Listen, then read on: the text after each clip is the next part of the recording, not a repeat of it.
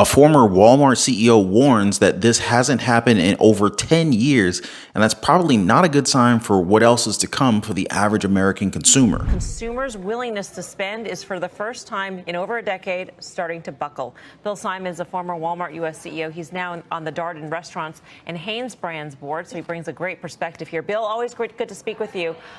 What are you seeing that makes you believe that finally the consumer is going to crack? Hey, Melissa. Yeah, the consumers had an incredible, really 10, 12-year run as they started this recovery, and markets were, buoyant, interest rates were low, and money was available.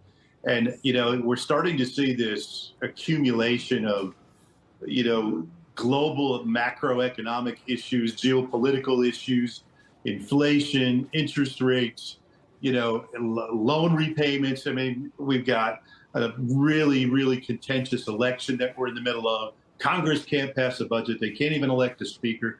And I think that sort of pileup wears on the consumer and makes them wary. Do you guys agree with everything that's happening around us? Most of us are growing tired, not just with politics, but with the many issues that we continue to see, not just here at home, but on a global scale. I guess it's easy to see why consumers are starting to buckle once again. There's also a few more things that Simon said that made a lot of sense if we think about where most of us are right now, together with what some companies are doing. I think you can look back to, Walmart's report, last quarterly report, and they talked about a very, very large trade down, and typically what you see during difficult economic times is a trade down from, middle income down to lower income and upper down to middle. And, you're starting to see that, but you also see shifts in things like pack sizes at the beginning of the month versus the end of the month. They buy larger pack sizes in the beginning when they have more cash, and they buy smaller ones at the end of the month. And all that's starting to rear its ugly head. And you can tell, even, look at Amazon's, website today, and Walmart says Walmart launched their program. There's a lot of interesting things going on. They usually say 50-inch TV, $199 or something like that. And now they say 50-inch TV, 40% off. And you use percentages when you're not real proud of your price point.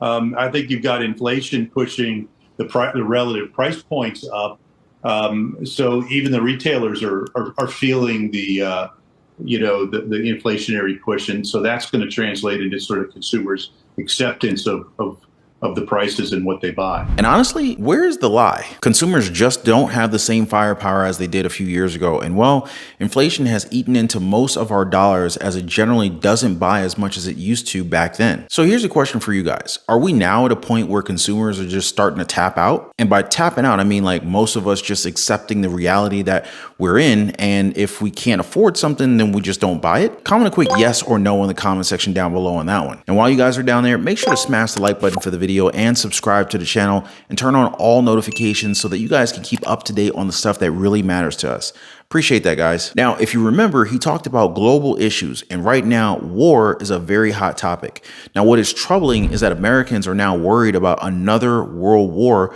Granted, it is trending, which is why the term "will I get drafted for war" has spiked in search engines to its highest level since Iraq 2007, with many citizens wondering if they're going to be held or hauled off to war. Defense Secretary Lloyd Austin says the Pentagon will give Israel everything it needs to wage war on Hamas, even as it continues its strong support of Ukraine in its war with Russia. Austin visited Israel yesterday, and this morning in Brussels, before the deal to allow U.S. citizens to leave Gaza, he sat down with Nick Schifrin for an exclusive one-on-one interview. Mr. Secretary, thank you very much for your time. Welcome. It's good to see you, Nick. We're about 36 hours after Israel called for an evacuation of Gaza City, 1.1 million people. Do you agree overall with Israel's evacuation order at this point? Well, I'll let Israel speak to its decisions. It's not my place to evaluate their approach to anything. What I'm focused on, Nick, is making sure that we provide them the security assistance that they need to protect their sovereign territory and to protect their people. And that's why I was there. I had a good day with Minister of Defense, spent some time with the Prime Minister. As you saw, I spoke to Minister Gallant on Saturday of last week. Right after the attack. Right after it happened. He expressed a need for air-to-ground munitions, precision-guided weapons, and we're going to continue to do everything we can to provide them the support that they need.